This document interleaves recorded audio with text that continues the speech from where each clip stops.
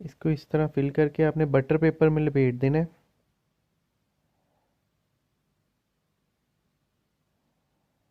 ये देखें ज़बरदस्त सी शक्ल। इसी तरह हम सारी ब्रेड्स को फिल कर लेंगे।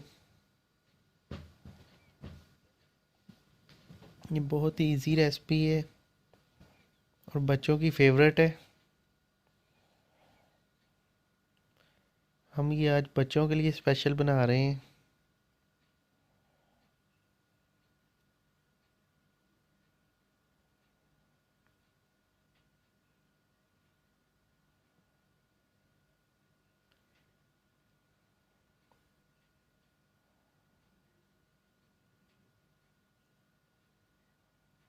लें जी, ज़बरदस्त सा शवारमा तैयार है।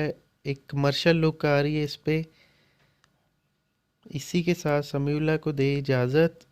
दुआओं में याद रखिएगा। अल्लाह ताला आप पे अपना करम और फजल फरमाए। अल्लाह हाफिज़।